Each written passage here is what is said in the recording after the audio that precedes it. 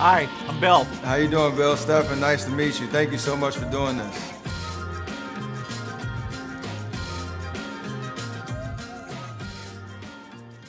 I want to talk about where you say COVID-19 has impacted not just us here domestically in the United States, but globally. If we just look at the COVID death number, in no way for even the rich countries does it capture the negative effects, the tragedy of what's going on. Things like mental health or the educational deficits or other diseases that messing up the health system is making more prevalent. It's much more difficult to dimensionalize that, particularly in the poorest countries. Things like hunger, poverty, getting life-saving medicines, this has been a gigantic setback. In this generation, right, we're talking the social media era and how information is spread, false information, how it's kind of fragmented to create a stir in certain communities versus others, and it's very targeted in that respect. How much do you worry about how that is disseminated throughout our community? Because information is obviously power, especially in response to this pandemic. Things change so fast. Well, the digital revolution, internet, social media, all of that, it's made it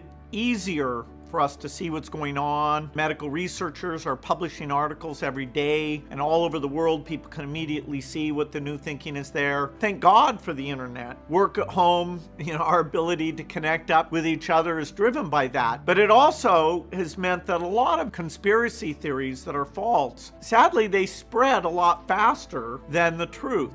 So the idea that did somebody intentionally cause this thing, completely false, that can be dangerous because it means, if you go for these simple but wrong theories, getting people to work together and protect each other so we can get out of this as soon as possible, that's really at risk. How should the government deal with that? It's very difficult. Ideally, citizens are just well informed and they know which publications are very careful about what they say, and we don't have to engage in censorship. Looking at the companies like Facebook and saying, okay, what is their role in that? When somebody says masks don't work, which is wrong, what is their responsibility for catching those things, particularly when they get out to large numbers? I think we'll come out of this with those companies feeling a stronger sense of responsibility and actually understanding, having the public debate about how they need to help here.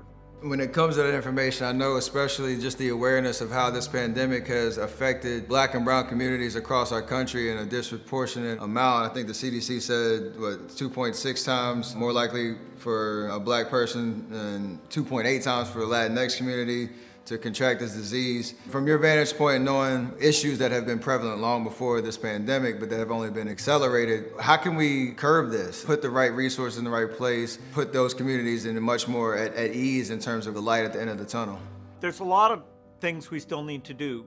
Communities of color still have far less access to testing diagnostics than the average American. And so the fact that the testing resources, who gets the quick results, it's not in these inner city communities where a lot of the burden is. That's an injustice that should be fixed. Likewise, as we do the vaccine trial, we've got to make sure that people who volunteered are very diverse so that we have enough representations from the groups who are being hit hardest, and we understand, is it safe, is it effective in those groups, not just the average statistics there.